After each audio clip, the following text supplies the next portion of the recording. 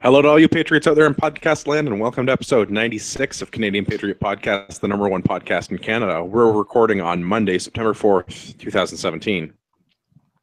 I'm Tim, a sports shooter and father of three, and the owner and operator of Tim's Good T-shirts. They're quite good. I'm also a proper-handed descendant of beer-drinking immigrants. I'm Gavin, business owner, gun enthusiast, hunter, atheist, host of the Greater Toronto Area chapter of the Tactical Beard Owners Club, and proud third-generation anti-communista. Marty, hunter and sports shooter in rural southern Ontario. As always, my name is Andrew. I'm a recovering libertarian competitive shooter, firearms instructor at Ragnarok Tactical, and your host. And we'd love to hear your feedback about the show, so please visit CanadianPatriotPodcast.com/feedback or email us at feedback@CanadianPatriotPodcast.com. If you also, prefer to listen to this show after the fact, you can download it at Stitcher or iTunes. And if you use iTunes, we'd love some more 5-star reviews, because that's how more people find out about this amazing show. And when you do leave a 5-star review, put down something you'd like us to drink for an episode. I know we've got a few things pending, and I promise we'll get to them as soon as we can. All right. Oh, no. Is that me? Yep, that's you. It says me, but I'm used to Marty doing this. I'm all confused. You can check the podcast out on Facebook, facebook.com/Canadian Patriot Podcast. Make sure to give us a like, share with your friends, etc., etc. And you can find all of Gavin's artfully drawn pictures on Instagram, instagram.com/Canadian Patriot Podcast. We need your help to support the show. Visit www.patreon.com/CPP and become a Patreon. You can get the uncensored audio version of the show for just $1 per episode, and the more you pledge, the better the rewards are. Okay, let's do. What are we drinking? Gavin, what are you drinking? I'm drinking a couple of leftover bottles of Jim Beam. So I've got some Jim Beam regular, and then some Jim Beam triple aged as well, that I've got to finish these bottles off before I buy more. So that's my plan for tonight. All right. Tim, what are you drinking? Drinking 40 Creek Copper Pot and reverse osmosis water. Marty, what are you drinking? The finest libation known to man, Coors Light. Marty, why are you drinking Coors Light? So, wife had a bit of an incident with the drive-through beer store. She claims that she asked for a banquet and that they put Coors Light in the trunk. I can't say for certain either way, but I now have multiple cases of Coors Light at my house to go through. I suppose have you considered it could be worse. Just dumping it out, returning the empty? I thought about sending it down to Texas because I heard that they're short on water down there. But I think the Just easiest whatever you solution do, is just don't charge $3 a bottle or $1.79 even, because that's not okay. I don't know what you're referencing on that one. No, well, I'll fill you in later, because this is Canadian politics. But yeah, there were some people that got in trouble for selling cases of water. No, They were maybe price gouging a little bit recently in Texas. In trouble? Except good. Like from the government? Capitalism. well, apparently there's an anti-price gouging law in Texas. Government interference. Yes, Yeah, that interfering way. with the market. Did I say I was drinking Banquet? Because I'm drinking Banquet. You should It's much share better with Marty. choice. How's your stubby collection coming along? It's pretty good. It's pretty good. I've got several cases. I think the next time I make beer, I can bottle it in stubby bottles. Nice. Save on shelf space. You can get another entire rack of beer up there in the same shelf space. Just about. All right, let's do the news. The first one, quick and easy. This is from the Vancouver Courier. BC gangsters start gun painting trend. I don't actually think this was a trend that was started by BC gangsters, but sure. Let's Yeah, pretty talk sure about this was started by hunters. So they've painted their gun as a status symbol according to the article. So they've what, painted it gold, like it's a all gold plated AK, or like covered in dollar bills or something, right? Nah, Krylon rattle can, because you got to have the tactical camouflage for your urban operations. You got to look good for a drive-by. Yeah. So they rattle canned it gold. I mean, what are we talking about? The picture on this article is amazing. This is journalists not being good at journalism. Yeah. The picture that they use in the article is a Just Right carbine that has a factory camouflage finish. Anyone who's been living under a rock or hasn't been into a gun store in the last 10 years, they decided that just plain black and wood guns are not very interesting, so they started putting camouflage on them from the factory, along with other colors to make them visually interesting. Yeah. So I think you should be more specific about the camouflage. It appears to be some sort of, real tree, mossy oak, one of that sort of vein of camos, but with like a pink hue to it. Yeah. Yeah, no, I'm going to go ahead and call this Muddy Girl. Pink mossy oak kind of thing. Is that what we're going with, Pink Muddy Oak? I thought it was more like that Muddy Girl camouflage. Yeah, maybe. Yeah, I mean, it's that like it's that sort of quasi-realistic like forest camo. It is a Just Right carbine, so it is kind of low rent to begin with. I mean, it's no high point. There's no dollar bills on it, but yeah, I'm sure if they could find a high point that had been hydro dipped with dollar bills, that would have been in the picture too. I don't care for the implication from the author of this article that this is like a status symbol for Vancouver gangbangers.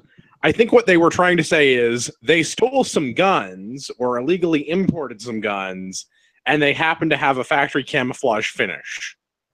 Yeah, I mean, and what the hell is that other gun to the left of it? Like, because it looks like there's some like I don't know. Paint that's been like dripped on it. So maybe that's also a status symbol, or maybe that's just wear and tear from them like keeping it in their trunk or something. But I don't know. There's an old Ruger. There's an you know what that is? You know what that is? That's that PPSH kind of 22 clone that they have. Yeah, it looked kind of like is that what that is? Yeah, because it's got the big cutout for like that that drum magazine. Oh God. Oh no! Yeah, not a drum magazine. Yeah, no, that's exactly what that is. Yeah, I'm looking. I just Googled it right now. Yeah, but it looks like somebody like dropped some paint on it. So the reason I threw this one in the show notes was just the ridiculousness of the author and the police sources that they quote, where this is like a status symbol, comparing gangsters in BC that stole factory painted firearms to being like the equivalent of Mexican drug lords that have had custom plated gold AKs. Yeah, like, that's what I'm talking about. Like, this is insane that we like they're talking about in Mexican cartels they often have gold plated guns as status symbols, and in BC this must be the same thing because they have a pink hunter's camo pistol caliber carbine. Yeah. The author's head is so far up their own butt on this. This is. You guys are being fair. You guys are being fair. Jessica Kerr worked really hard on that article. And you guys don't even. You're all like whatever. Okay, so same offer that I make to everyone else that we shit talk on the show.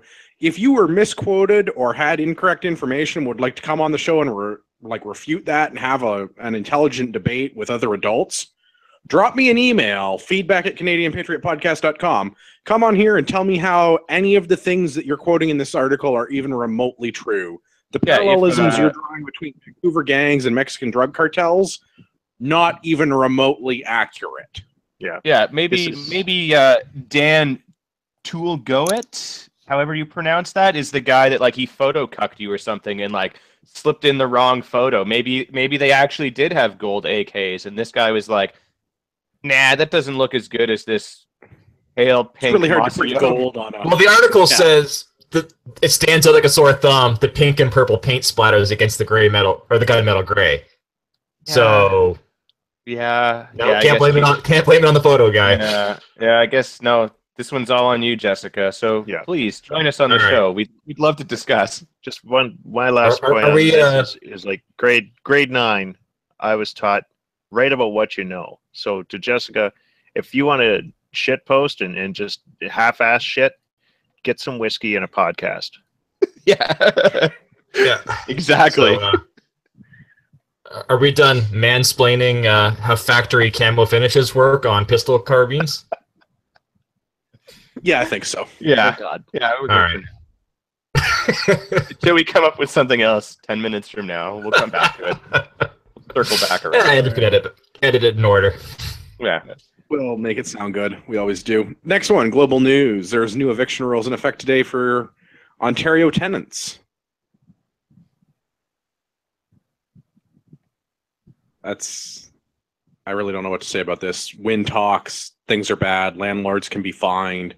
Basically, the rule that changed is if a landlord advertises, re-rents, or demolishes or converts a unit within a year of taking possession of that what do you call it?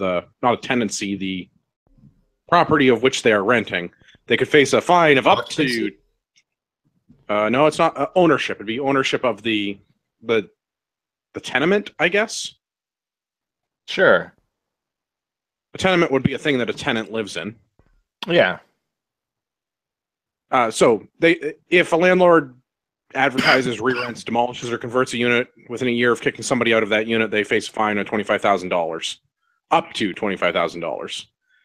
So the other thing is if they kick you out, they have to live it themselves for at least a year, and that's supposed to discourage them from kicking people out, jacking the prices up, and then having new them or their away. family or something like that has to move in or something. I think is the rule. And they have to give you 1 month's rent as compensation as well.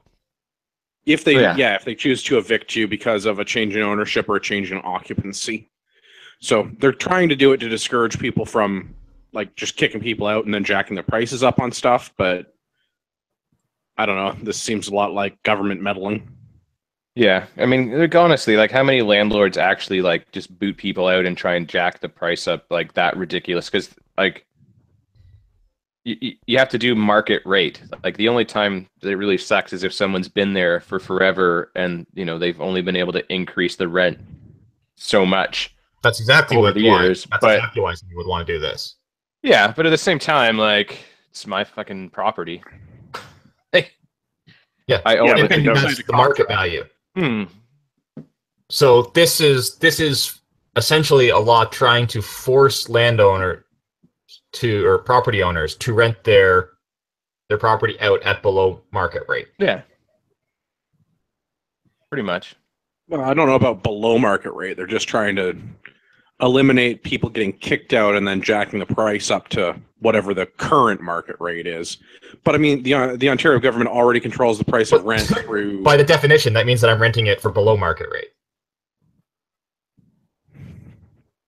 Right, but that's only because the government decrees how much you're allowed to increase the cost of rent to your existing tenants every year. The solution to this is not more government; it's less government. The reason that the prices are not in line with reality is because the government has tied the increase in rent to the rate of inflation, which they also control. Solving too much government with more government is not really it's like a two wrongs don't make a right kind of a situation. Yeah, only this is a series of the wrongs. solution is to just remove the government from the equation. Yeah. Yeah. Which solves so many things, really, when you think about it. All right, last one for the news today. This is an opinion piece in The Sun, so it might be a little bit biased, but it's something that hasn't been really reported anywhere else. A statement from the finance minister's office came out last week. The federal finance budget for the 2017-2018 fiscal year is projected to be $28.5 billion, or as Justin Trudeau says, a modest deficit. That's his idea of during modest. the election campaign. That was you'll recall during the election campaign, Trudeau said that they were on track, or they were targeting a modest deficit. And I think the original number when he came into Parliament, or when he came into forming the government in Parliament, was just shy of $10 billion. I think the original quote was 9 something. And now we're at almost 30. So good going, Liberals. Yeah, done fucked up. Yeah, so did the voters. Yeah, big time. But I guess it's okay because it'll eventually balance itself out, right? That's what budgets do. Well, you just Right? have to grow it from the heart outward. Yeah, balance themselves from the heart out. I wish I had a drop for that. I wish I had Trudeau saying some of these asinine things. And the budget will balance itself. That's pretty good. I'm glad Marty's got that one. Yeah. But by balance, he means continue to get worse and worse and worse and worse. I think he doesn't understand what balance means.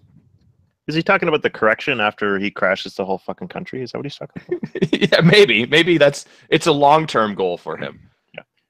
By balance being itself, he honest. means canned goods and shotguns. Is that what he means? Martial law. I am kind of looking forward to when we implement a new government by force, because the market corrections will be astonishing. Oh, I'm thinking of the uniforms right now. They'll be dandy. Tim's good teas for all. Yes. The corner of the market. So I don't really have anything else to say. I just this is not being covered anywhere else in mainstream media. But the budget came out, or like the projection for the rest of the fiscal year came out last week, and the way that spending is right now, they're on track for a deficit of almost $30 billion in their first year in office. Very modest. Deficits are a way of measuring the kind of growth and the kind of success that a government is actually able to create. Yeah, So we're winning. Success. But the thing is, I completely agree with that statement, except it's not how big the deficit is; it's how small the deficit is that does that. He's just got it backwards. That's the problem. So like a negative deficit, that would be good, right? Yeah, or like just no deficit. Like I don't want my government to have a massive surplus of money either, because I could have used that. But like Speaking a of zero, money you could use but didn't. Yeah. Let's talk about the next thing. We got a big topic tonight. We're going to talk about how small businesses are actually just tax shelters for rich Canadians, because it's really the 1% that are screwing over the middle class. It's definitely not the politicians. Yeah, that are running a I have $30 billion deficit. I have a small clip from the shiniest of ponies. We got elected on a commitment to grow the middle class and help those working hard to join it. Very first thing we did was raise taxes on the wealthiest 1% in this country so we could lower them for the middle class. Then we moved forward with a new Canada Child Benefit, one that gives more money to 9 out of 10 Canadian families every month, tax-free, to help with the cost of raising their kids. It's been in place for a year. It's had a significant impact. And the reason we were able to do that is because we stopped sending child benefit checks to the wealthiest families. That was done under the previous government. We're doing more for the people who need it, doing less for the people who don't. That's the commitment we made to Canadians, and we will continue to make to Canadians. As we look at ways of making our tax regime fairer, it won't surprise you to know that we're looking at ways to support small businesses, support them to grow, support them to hire new workers and expand, while at the same time making sure that we're giving advantages and tax breaks to the middle class, not to wealthiest Canadians. That is the motivation that drives us. Now, the Conservatives opposed our lowering of taxes on the middle class and raising them on the wealthiest 1%. They opposed us stopping to sending child benefit checks to millionaires. And now they're opposed to us bringing in more tax fairness that's going to help the middle class and those working hard to join it at the cost of some of our most successful Canadians. I will make no apologies for this approach. It's what Canadians expect of us when we say we're going to grow the middle class and help those working hard to join it. At the same time, we're in a consultation period on hearing feedback from Canadians that want to make sure that this does help the middle class. And that's what we're very much focused on. I'm happy to have discussions and feedback from interested Canadians who want to make our tax code fairer. And we're going to take all of those reflections into account as we move forward to grow the middle class and help those working hard to join it. And ask the wealthiest Canadians to pay a little more. Justin Trudeau! He keeps saying fair, but I don't think he knows what that word means. Fair for who? Well, that's the thing, right? We want to make this fair. We want to grow the middle class. We're doing this for the middle class. It's the 1% of the richest Canadians that are causing these problems. We just want to make it fair. Well, I agree. Flat tax for all. Right. Yeah. Flat tax for everybody. Isn't he in the wealthiest 1%? It doesn't count for him. You didn't earn it. His So you don't car have to pay is income tax worth if you don't. more than the average Canadian will earn in their lifetime. This man has no concept of reality or what the middle class is. I wonder how much that Nazi don't- helmet his father wore while riding around Montreal on the back of a motorcycle is worth. Just out of curiosity. Yeah, you don't have to understand income tax or worry about income tax if you've never had an income in your life. Yeah. Yeah, when the money was just given to you, you don't have to pay tax on it, right? I would like to know how this is fair. Like, why is it fair that we're taking money from the most successful Canadians and redistributing that money to people who have been less successful, while taking a portion of that money and giving it to government bureaucracies to mismanage in the process? It's not like we're just taking millions of dollars from the richest Canadians and buying fucking parkas for poor Canadians. We're taking millions of dollars, losing significant portions of it to bureaucrats, and then giving it to lower income Canadians in the form of tax breaks. That doesn't sound very fair. This is not affecting the 1% in any way. No. Small businesses are not the 1%. They are the middle class. So what this is doing is increasing taxation on the middle class. Yeah. Well, okay, so that's something else I wanted to bring up, but I do want to come back to Marty's other point, so don't let me forget. I want to talk about the fairness of tax planning, because this ain't it. But the middle class thing that he kept harping on in his little, because he was at an interview and I cut some audio off of a press conference. Yeah. I was curious if the Liberal Party defined what the middle class was, and they don't. So I went with the generally accepted definition of the middle class, which is anyone making between 2/3 and twice the median income. So in Canada, that's any family. This is 2 adults and any number of children. A family that earns between $32,000 and $95,000 a year constitutes the middle class. The middle class makes up 40% of all Canadians. Not really the numbers I was expecting to see.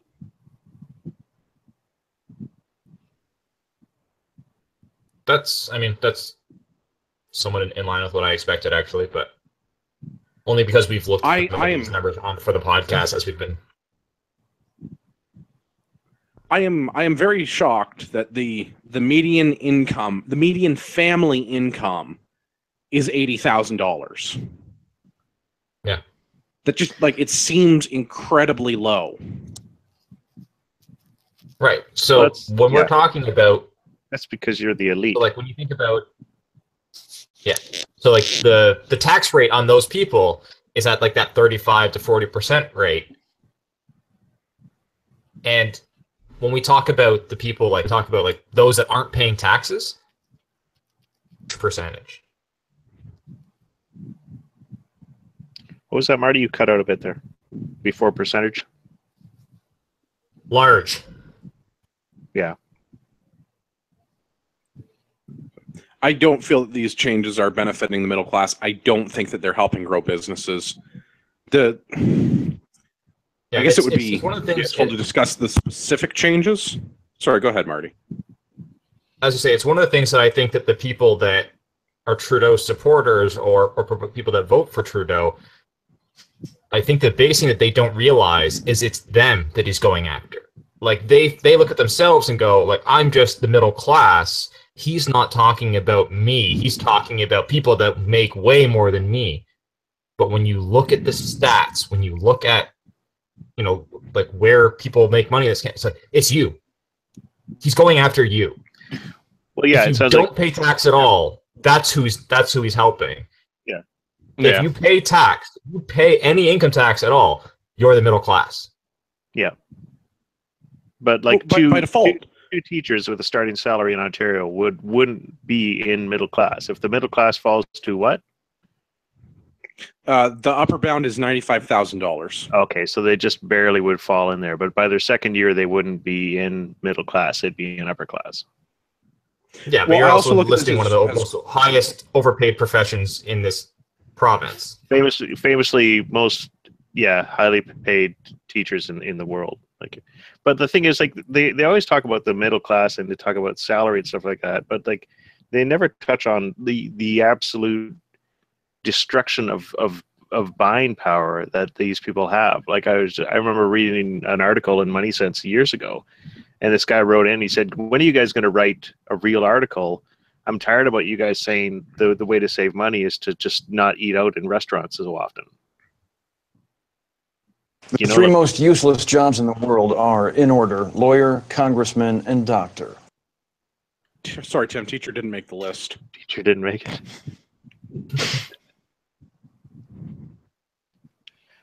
Your point, though, Tim.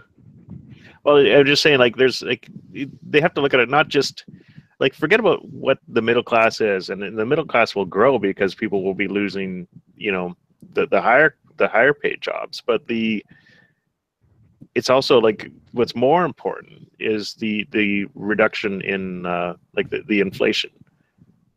Like if you go back 10 years ago and see even something as simple as a cucumber, like there are cucumbers now in grocery stores that are like $2 a piece. Sometimes like organics are like $3.80.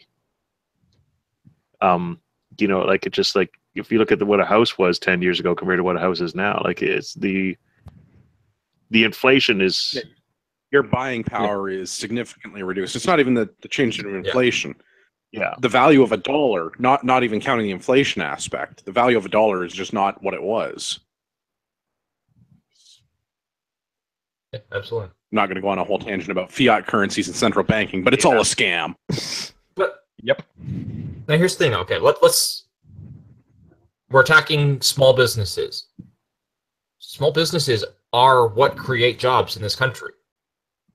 It's very widely recognized that you need small businesses to employ people. So we're going after sort of the largest area of our employment.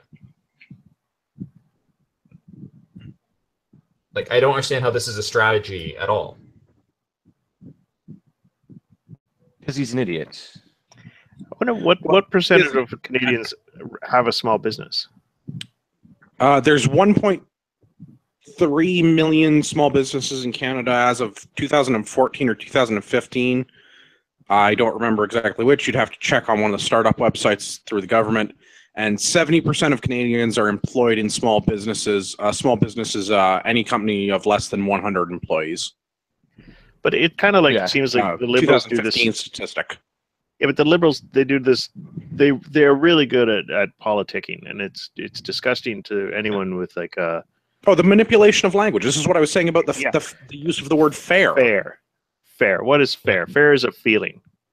That's what fair is. But we're talking about people like. Fair is flat tax. Yeah, all they got to do is get the majority, like they get their majority vote, and they'll go after it with with public sector unions and the welfare class and the immigrant class, and then but just they don't care. Like they're well aware that this is going to hurt people, but they don't care because this is not affecting their majority base. Right, and they know this is going to hurt the economy. No, like they know this is going to tank the economy, but like you said, they look at it and go, it's identity politics. They can pit this 60, 70% of the population against these 30% of the population, with them, and that they basically lock up that block. Yeah. And if you notice, they keep talking in his entire speech, not just talking about what he did. They specifically reference their competition. The conservatives didn't want us to do this. The conservatives wanted to go against you 70%. The conservatives wanted to raise the taxes on everybody. It's the liberals that want to keep lowering the taxes. Yeah. For the middle class. It's very pick and choose. And then for nobody. Who has the liberals ever lowered taxes? No, I haven't seen my taxes go down at all this year. The liberals don't lower taxes. They just raise it for others. Yeah. So I still want to go into Marty's solution, but I think it's important that we talk about the actual proposed change from the finance minister's office from, what's his jackass's name? Monroe? That's not it. Monroe? Ralph Goodale. Morneau. Morneau. Like that? Yeah. Something it's like moron. Sounds about right. I don't know how you Yeah, pronounce it, moron. but it's Morneau, I think. But I don't. Yeah, Morneau. Fine, that guy, the finance minister, the right honorable dickhead in charge of the money. The three major changes that are causing this stir, which is surprising because it ended up in things like the Globe and Mail, the Financial Post, and Global, which I can see it being in the Financial Post because that's targeted to like business owners and people that understand economics. I can kind of even see it being in Global Mail, the Globe and Mail. But for it to make the front page on the Global News website, I was a little bit surprised by that. But none of the mainstream media really references the actual changes that the finance minister's office has proposed. So you do a bunch of digging, and it turns out that there are three major things that they're talking about getting rid of. A process called income sprinkling, passive income, and converting income to capital gains. So in all three cases, what this is a way for a small business owner to defer their individual tax burden so that they're not paying as much tax on the money that they take out of their business to draw as a salary. So these are all schemes that have been concocted by tax lawyers and accountants to get around the poorly written income tax laws that we have so that the people that are actually running small businesses can keep more of their own money. Right? Because the business has already paid tax on it. The owner has to pay taxes on it when they take it out of the business. This is just a way for them to retain some in of a that. very small way reduce those tax burdens. and these, Like, and to okay, be so clear, income sprinkling. these aren't like loopholes that these small businesses have found and are exploiting. These were things that were put specifically in the tax code to make entrepreneurship somewhat advantageous, because there's a large risk of starting a business. You're taking a huge personal financial risk. Tens of thousands of dollars of your savings you have to put at risk to start and take the chance at starting a small business. And to sort of defer some of that risk and make some sort of an advantage to that, they put these things in place in our tax code. Yeah, and as somebody that runs a small business, I can tell you we pay a shitload of tax, and then I pay tax on top of the money that I make as well, and I pay a shitload of tax there. So, if this is me with a tax shelter, I'm doing it wrong. And I've got. We already talked about just the changing the minimum wage to $15 an hour was enough to balance the Ontario provincial budget. That was the $3 billion deficit dealt with just by them raising the minimum wage due to the payroll tax. Yeah, it's Hooray ridiculous. for at-source deductions. Yeah, it's absolute nonsense. So when we're talking about fairness, I want to come back to what Marty was saying earlier. I don't feel that this is a fair solution because you're targeting people that are actually creating jobs and driving the economy and have put in time and effort and great personal risk to start these businesses.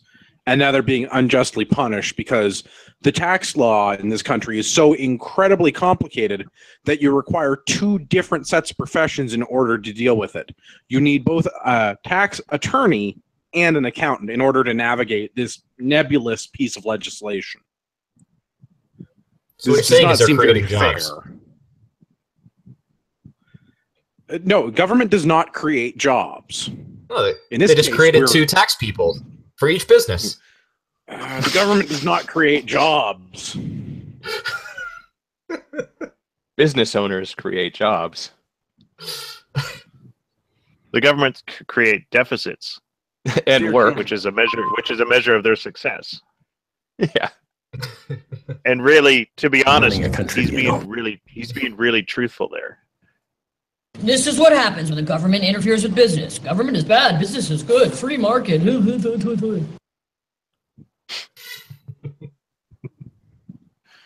I have so much Ron Swanson drops for this. Yeah, Drop's been on point The tonight. government in this town is excellent and uses your tax dollars efficiently. First of all, income tax is illegal. I might have more later. We'll see what happens. If that were a real person, I would do everything I could to elect that person. Yes. Ron Swanson is my spirit animal. What if we just like elect the writer that came up with all that? I mean, he must believe that stuff. I don't know about that. Everyone No, in I have Hollywood's a feelings this- coastal elite.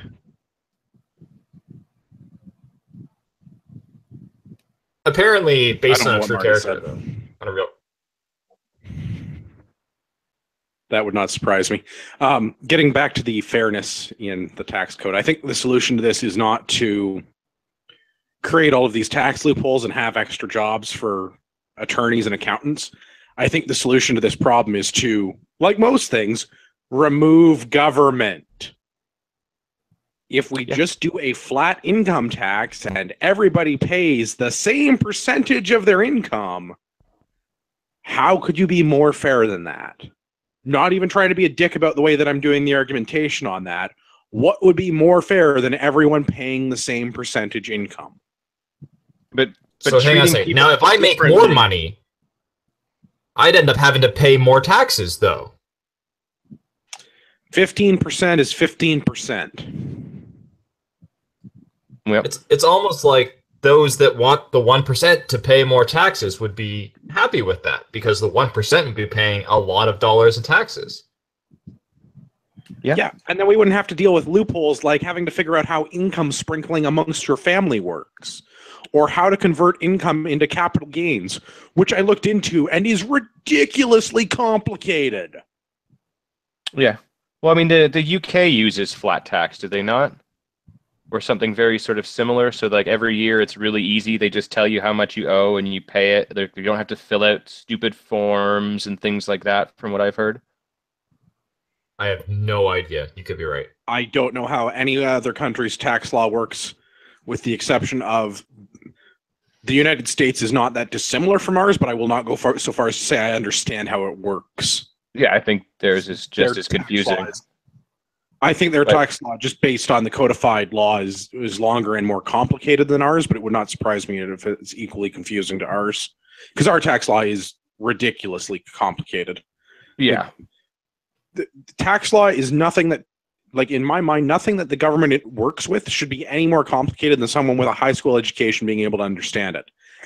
And you can't have a high school student do taxes. Therefore, this is too complicated. Yeah.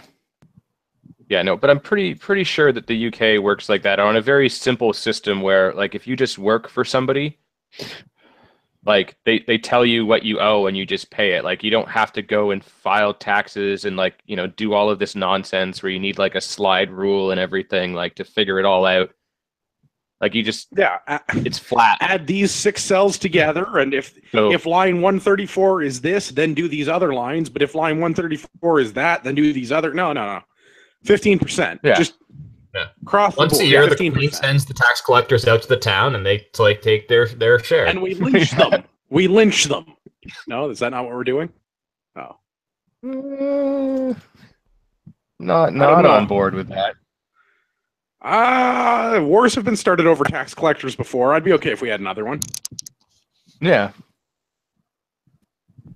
Just thought you needed some fresh air, even if that air is filled with the foul stench of European socialism. I wasn't quick enough, but I found one for Gavin's British tax cucks.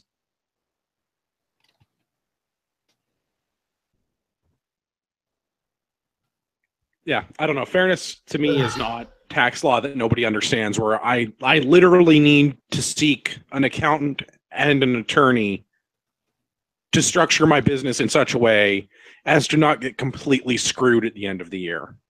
Like, this seems needlessly complicated. Yeah. Tax avoidance, eh? No, we call it tax planning. See, I can manipulate language too.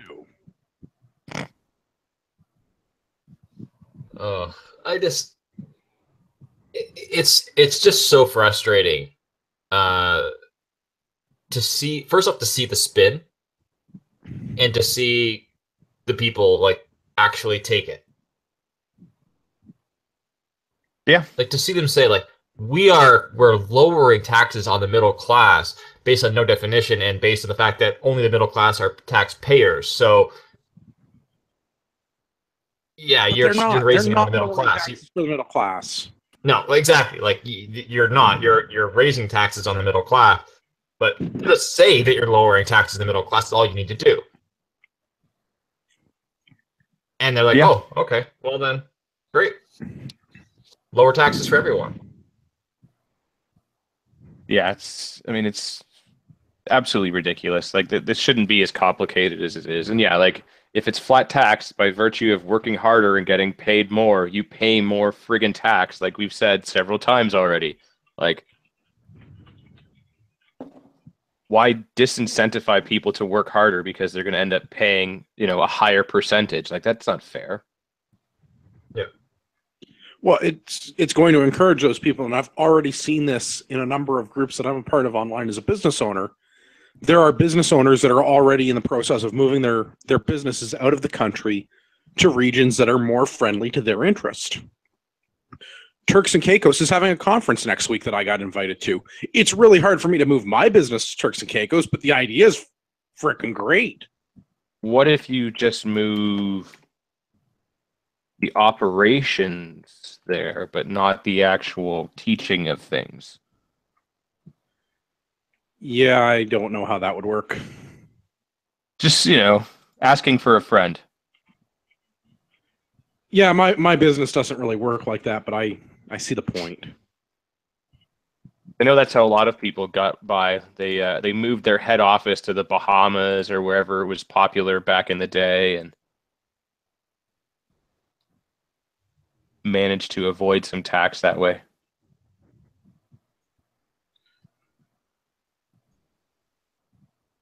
All right, you guys got anything else for this one? Other than that it's absolute BS? No. What else is there to say? It's a dumb idea from a dumb prime minister. That sums it up quite nicely. People are idiots. Sorry, Gavin, I dropped all over you. Yeah, but a large percentage of dumb voters will vote for him again. It's just right. And I hate to black they're going to vote for him again. Yeah, because he says fair, and look at my socks. Let me take another shirtless selfie. Yeah. And we don't have a media that says, hang on a second, what he just said doesn't make sense. And here's the reasons why. Because that doesn't sell papers, because people wouldn't read that. Every once in a while, Conrad Black will say something. And this is why we have our show. This is why we're doing this. People need to listen to our take and political commentary on interesting and under-discussed Canadian topics, like how we're about to get screwed by the shiny pony for small business owners. Whoever's selling that retard his socks should stop. Because I mean, I imagine it's a small business that's going to get screwed by this, so they shouldn't have him wearing socks. We need whatever industries in this country we still have, and we might all end up working for the sock maker if this guy keeps going. They may actually be losing customers though by selling socks to him. If they stuck it to the man, maybe more people would buy those weird socks and start wearing them as anti-Trudeau socks because he can't wear them. I think the real money is who's paying off the guys that dress the rest of him. Because he says like they just tell him what to wear elsewise, and he only gets to pick out his socks. So who's telling him what to wear, and how much do we need to pay them to make it Tim's Good Tees? Fair. That is an excellent question. Inquiring minds want to know. Yeah. How much does it cost to get a taxation is theft T-shirt on our Prime Minister? Oh man, could you imagine? For him, I could get a shirt on that guy for about 48 grand.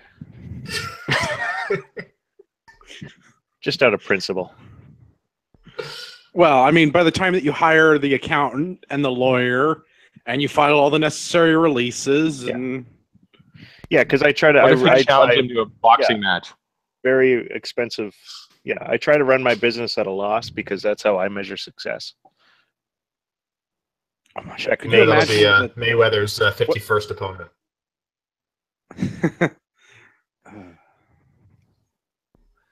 All right, let's do another one. I've got a new one. We're going to agree with liberal. Shit. We're going to agree with liberals for the wrong reasons. I swear to God. Swear to God.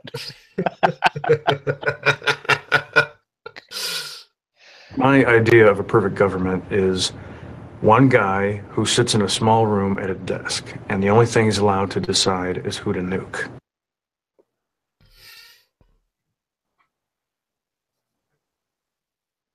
I would agree I with would, liberals. I swear to I hate you all. Carry on. Agreeing with liberals for the long. I'll find the best one of those, and I'll put that in the final edition. There isn't one that's usable. Just get it out. Agreeing with liberals for the wrong reasons. So the shiniest of ponies gave an answer to a question at a press conference last week, where he decided that the federal government would not remove Sir John A. Macdonald's name from any government buildings that the federal government oversees. So, while I think this is a good step, and I'm glad to see that this was publicly announced, it saddens me greatly that we have to do this. I have audio from that interview. Well, as has been pointed out a number of times, reconciliation is not just about the relationship between government and Indigenous peoples. Non-Indigenous Canadians have an essential role to play in how we shape a better and more responsible future for everyone who shares this land. And these conversations are extremely important to have, to reflect on our past and to build the right future forward together.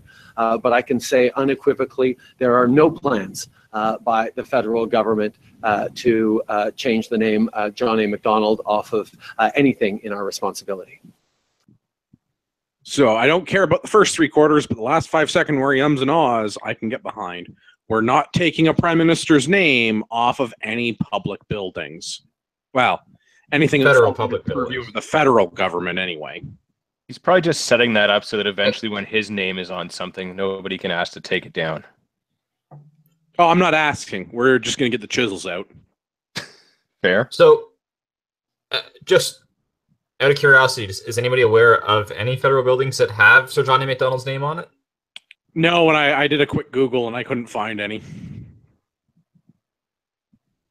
Yeah, I'm just like, I wouldn't expect to. I'm sure that there is some. Maybe they got. There's got to be one. Maybe they got to Google first, and then they quietly changed them in the middle of the night. Kind of like what they did with all the former conservative stuff. Yeah. Yeah, I couldn't find any government buildings that had McDonald's name, but I am glad that the the sitting Liberal government is going to not screw with history. That's very considerate of them to do that for me.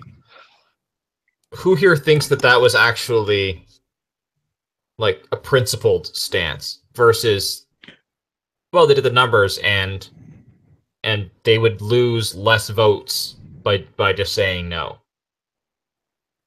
I'm still not convinced that there would be any impact. I think it's a win-win for them because if there are no federal government buildings that have McDonald's name on it, and he said we're not taking it off, what's the worst possible outcome from that? Yeah. Even if there are a he'd handful piss off some of the First Nations. That's the only thing is he could piss off some of the First Nations. Right. But People considering that are already everything else that they're doing, to favor the First Nations, they're not going to lose First Nations votes over this. No. But this has really got me kind of scratching my head. I don't get, this is such a signal-y thing. You think he would have been all over this, and he didn't even take the opportunity to say, no, we're not going to do that. We'd rather put the money into programs that benefit First Nations. He didn't even get a chance to spin this. He just said, no, we're not kind of doing that. But wait, there's more. This is about recognizing that the structures in place at Indigenous and Northern Affairs Canada were created at a time where the approach around the Indian Act, the approach around our engagement with Indigenous peoples was very much looked at in a paternalistic colonial way. And if we truly want to move forward in true partnership, in reconciliation, we need to allow the good folks in the public service, government itself, and Canadians to look differently at the relationship with Indigenous peoples, at the way we deliver services on the one hand, but also as the way we build a true Crown Indigenous relationships in nation-to-nation relationship with First Nations and the Métis Nation, in Crown to Inuit relations with the Northern peoples. This is something that we take very, very seriously, and this is the next step in building a future in which Indigenous and non-Indigenous Canadians have the same kinds of opportunities and everyone's rights are fully respected and understood. That was the follow-up question to the John A. MacDonald question. It's too long to play again, but did he say that First Nations and public sector workers were not Canadians? That is, because it sounds like he said one First way Nations, public sector workers, and Canadians. Yes, so it was the government employees and their public servants, government, and natives. There was the three groups, and for some reason he distinguished the three native groups that we have in this country. But then he said, and Canadians. Yes. But he ummed and awed all over himself, and then there was that whole, whatever that stuttering about the northern peoples after he just finished saying Inuit was. The man trips all over himself when he speaks in English. And, while my grasp of French is not particularly good, anything that I've seen him give in French does not sound any better. There is still a significant amount of umming and ahhing. Oh, the absolute best is the when you watch the CPAC when he speaks in French, the translator.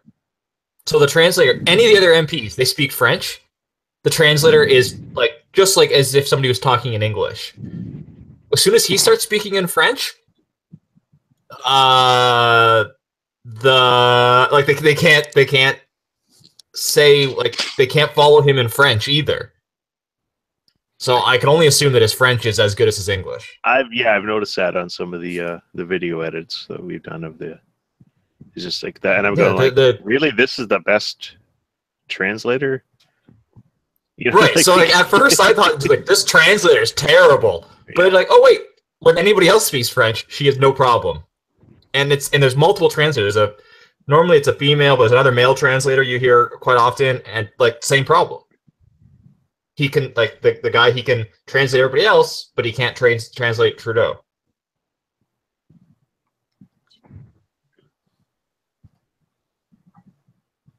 like I said, agreeing with liberals for the wrong reasons. I'm glad that they're not going to take McDonald's name off of any federal buildings, but I don't foresee that being a big issue.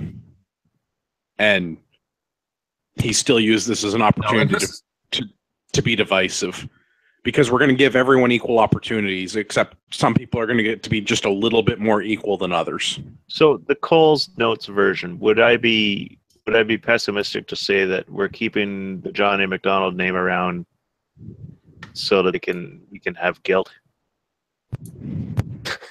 Well, this is obviously to feed into your white guilt, Tim. This is part of the plan. Honestly, I don't even think it's that. I think that the ask to have these names come down, I think it comes out of the U.S. I think the U.S. has this whole thing with the Confederates right now and the statues and things like that. And our Canadian social justice warriors go, how can we do that here too? Me too. I want to rip too. down a statue. Right, and we didn't have a civil war, so they're going, these guys were something. They were evil. You know, we don't really have anything. They were, they treated the Indians really poorly. Mean. They were really mean guys. And they were guys. So we should take their name off of stuff. They were white guys. And, right, and so they're like, this isn't a thing. That we're not doing anything founded about by it. British and French people that's full of white guys. That's a shock. White guy explorers. Has the world gone mad? But the thing is, like, I still don't get it. This is a prime minister who takes like every opportunity to signal and like you know, I don't get this. This is not you're right, this is not the end of it. This is not the end of it. I assume we will hear about this in the future with Black Lives Matter will hold a Pride parade hostage, and then Pride, you know, with how much Trudeau likes Pride. You know, like this is not the end of this. That's my take on this. Because right now, First Nations are not the flavor of the week for the social justice warriors. It's the gays, it's the, you know, the racial minorities. That's what. It's not even the gays anymore. It was the gays a year ago. It's the trans now. Okay, but also sure, whatever. The thing is, the natives were big. That was just another egalitarian signal that he was able to do before the election. But like now, right? That's all this was. Now he's in charge with a majority government, and you know what? Yep. I don't think things are improving for the First Nations. Like, you know, I made a meme, and you know, with that coma meme, and they say, "Sir, you've been in a coma for like 23 months." And I wanted them, like, and the guy wakes up and he says, "Oh wow, I can't wait to see how Trudeau solved that the drinking water crisis on First Nations reserves." You know, like it hasn't happened. There was all just a vehicle to help him signal so he could get elected. And well, now, he removed the transparency of how the First Nation leaders had to disclose their incomes, so that's probably helped the people in the First Nations, right? Yeah. A few, like maybe a chief and some other helpers. Yeah, so like there's definitely several First Nation people that are the chiefs of the tribes. Like they're doing better now because now they can just hide their millions. Oh, come on, Marty! Like some of those chiefs' kids like hockey, and they want $50,000 Zambonis for their arenas, like for their backyard rink. If only they were classified as a small business, they wouldn't be able to hide their tax money there anymore. Yes. If we hadn't stolen the Zamboni from the First Nations in the first place, they'd all have Zambonis. Zamboni, that's got to be Polish. Probably Dutch. All right, they let's invented do one everything. more. Indeed. Let's do one more. We've got an irregular migration update coming to us from where's my echo button? The Toronto Star. Apparently, we're looking into getting heated trailers for 200 asylum seekers that have irregularly crossed the border in Saint Bernard de l'Eau in Quebec this week. So for whatever reason, we've decided that people that have decided to enter our country illegally, it's going to get cold here. And while they're currently living in tents supplied by our military, that is not sufficient for our very, very cold winters. This is this is a quote from Mark Garneau. He says, "We have very, very cold winters in this country." Well, no kidding. It's Canada. Have you not seen any of the memes on the internet about our country? We say sorry, we have moose, the Mounties wear funny outfits, and it's really fucking cold. Yeah. You know where irregular immigrants. Yeah, irregular immigrants lose their fingers. We live in igloos and have dog sleds. This is I hear the weather's nice in Haiti that time of year, though.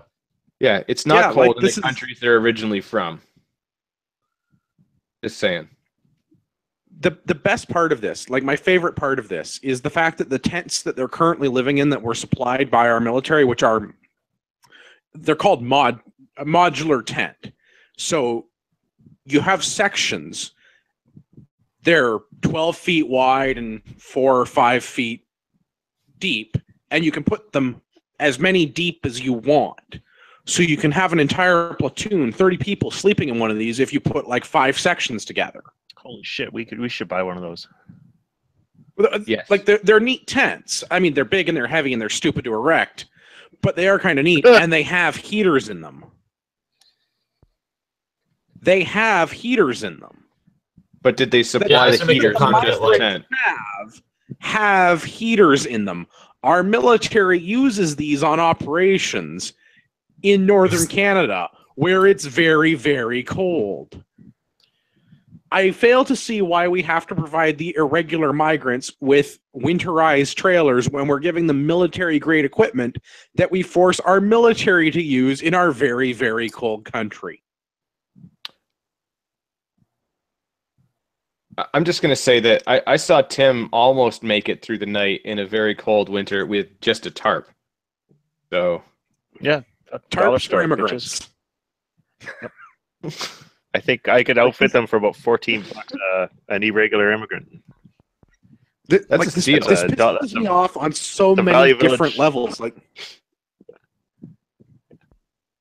Value Village wool blanket and a dollar store tarp. And a low T fire. Does that include new boots, though? What you've described is roughly the same as what we issue to our troops. Yeah. Yeah, but we can just stack 5 of them together to turn it into one big tent when we give it to them.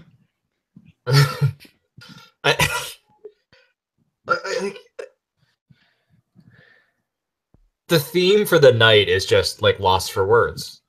Like there's not even anything to talk about. Like it's just so crazy. So yes, first off, they shouldn't even be here. Like this is illegal. This is illegal migration. The fact that we're even allowing them to, claim asylum status, like the whole situation is just such a clusterfuck. And now that we're getting heated trailers for this, like this whole situation is insane, all over Twitter. And like this is what happens when we elect a twit. Yeah, you might want to look outside your window. This is what happens, Larry. Yeah, I mean, we should have just turned them around at the border and then let the U.S. deal with their housing situation. Yeah. Like, take back your 17-year occupant and tell them it's not so bad washing dishes in a restaurant in New York City. Don't try to cross into Manitoba in February.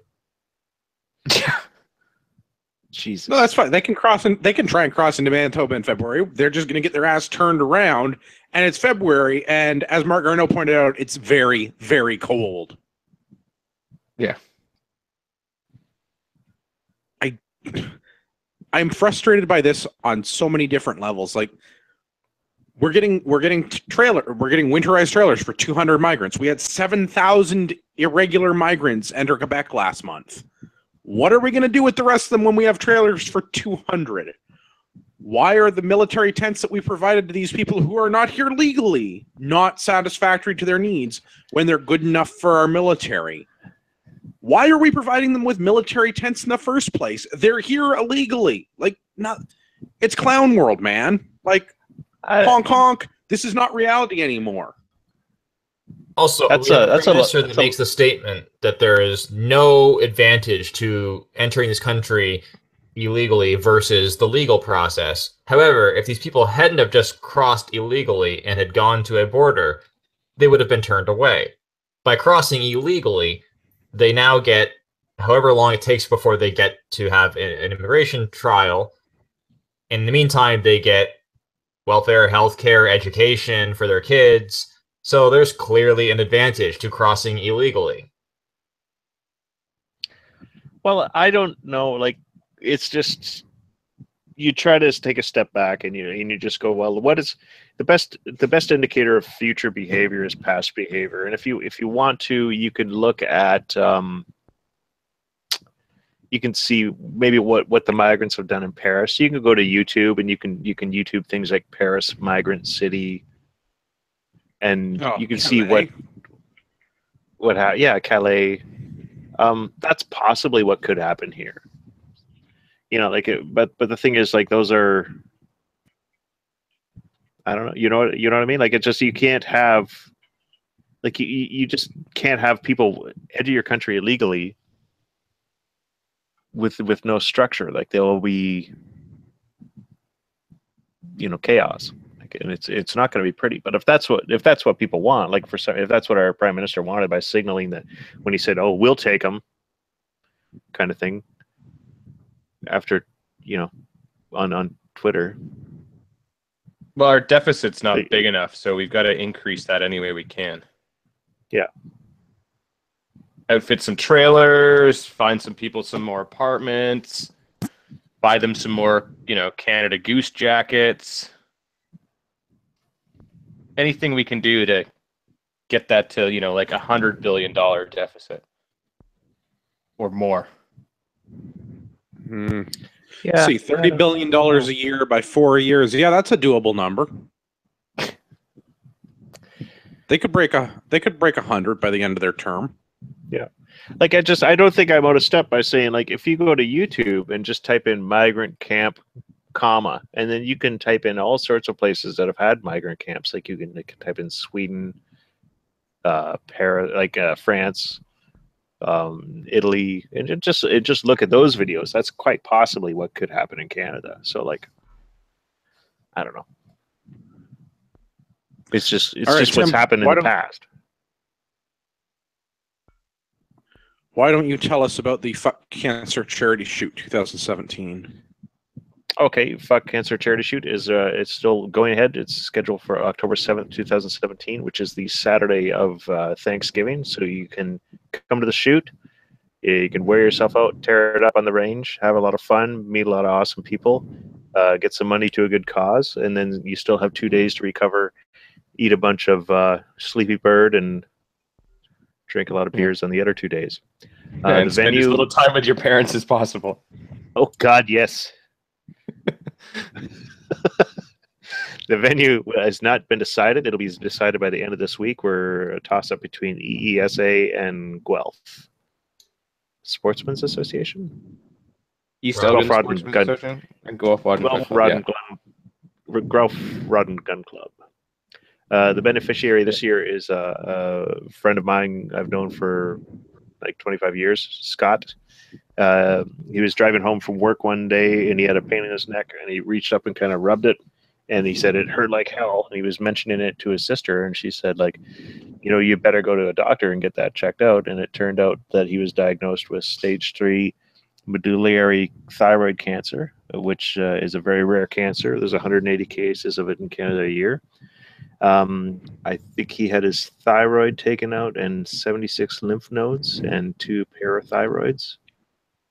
They operated around about 73% of his neck and down his spine to remove all the cancer. And then after the surgery, he was given 35 radiation treatments, which have left his lungs with chronic inflammation, which means he gets winded really easy, which is not really good at all because he's a general contractor. So, like, he's finding it very difficult to return to work after battling the cancer. He's lost a third of the range of motion in his head and neck. And he was texting me a while ago when he was dealing with his the building inspector. or someone in the county office where he's working, trying to finish his house, and his building permit was coming to a close, and he was trying to get an extension, and they didn't want to grant him an extension, and they said, well, why haven't you finished your house? And he said, well, sorry, I've through someone who was helping him deal with it. They said, well, he's been battling cancer for the last 11 months. And the person at the county said, well, is it the serious kind or what? So anyway, Thank you. it's he's a guy who's his strength and physicality is what he trades for, income, and along with skill, and it's been seriously impacted. And not to mention like all the fact that he was like almost a full year without any income while fighting for his life. So every time he goes, because it's such a rare cancer, they screen him, I think, twice a year, and they put a kind of like a dye in his blood or something like that, and he's allergic to this dye, so like it knocks him out and he can't go to work for like 4 days because he has this huge reaction to this dye that they put into his. It could be like a slight irradiation. I'm not really sure on the details, but basically whenever they test him to see how the cancer is whether it's growing or not at this point, it really knocks him on his ass for about a week. So yeah, they likely use like a radioactive isotope for that kind of stuff. I had to have one once for a I think so. Yeah, it's not fun. No. So anyway, that's our beneficiary this year. I really like working with the Fuck Cancer Charity Shoot because I get to hang around with Marty and Andrew and Gavin and their better halves, and Tyler and his better halves, and we get to have fun with the range with a lot of great shooters, and the community really comes together, and it goes to a good cause. So I'd like everyone to try to book off that October 7th and come and throw down some money, try to win some prizes, and have a burger and help a guy out. And this guy, he's a shooter as well, isn't he? No, he isn't a shooter, but he is a very staunch conservative. All so he's a good guy. Anyways, he's one of us, Yeah. Yeah, no, I mean, I think it's a good thing that we do this kind of stuff. I mean, it's a lot of fun and all that, but the nice thing is direct impact, right? Like, so every dollar has that much more sort of punch to it, Yes, because it goes directly to the people that are in need, as opposed to it gets watered down, and then maybe the people actually in need get 10 cents of it if they're lucky, kind of a thing. So yeah, after paying people's salaries and things like that, this is going right to the family that needs the help. Yep. Yeah. So anything that you can donate, don't think that anything is too small, because like we said, every penny counts in this case, because it is going directly to the people that really need this. So. Yeah, and if you can't attend the shoot, I recommend you could make a donation. We'll set that up in the near future, as well as you'll be able to buy shirts through the mail if you'd like to contribute and get a shirt for the Fuck Cancer Charity Shoot 2017. And as always, we'll put together a fun recreational match. Yeah, sounds like some radio shenanigans. Yeah. It'll be good. Yeah, Dick Licker Actual may need to make another appearance. The DLA himself. We're getting new call signs this year.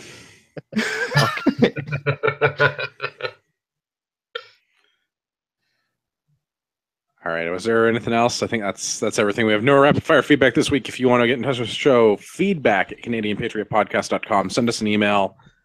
Tell us how we offended you. Maybe you could be upset about our toxic masculinity or our mansplaining. Or maybe you'd like to tell me why we should give heated trailers to illegal migrants. Yep. The choice is yours. I think we should. Oh, I want to hear that argument. Right now, we are in minute 75 of. I think we're all manspreading. Obviously, I'm in my own house. Of course I am. Yeah. All right, Gavin, where can everybody find you? The best place that you can find me at the moment is on Instagram at urbex_GTA or at the Fuck Cancer charity suit. Right on. Marty, where can everybody find the show? CanadianPatriotPodcast.com, Facebook, facebook.com/Canadian Patriot Podcast, or you can email us at feedback@CanadianPatriotPodcast.com. All right. Tim, where can everybody find you? You can find me at timsgoodtshirts.ca or facebook.com/timsgoodtshirts. As always, my name is Andrew. You can come and train with me, RagnarokTactical.ca. Got a pistol operator course coming up this weekend. There might be a couple of spots left, but I'm sure by the time this comes out, there won't be. Visit RagnarokTactical.ca to see what I've got to offer. Have to apologize to Rodgil Taka. He's been very busy. He was on a number of other podcasts this week. You can check those out with CCFR Radio and I think Wild TV. They're not a podcast, but whatever. It's a media thing. He was on it. So he couldn't fit us into his schedule this week, which is fine because we didn't have space anyway. That's once. For all of our for all of our listeners out there in podcast land, I'd like to remind you that you are the true North, strong and free.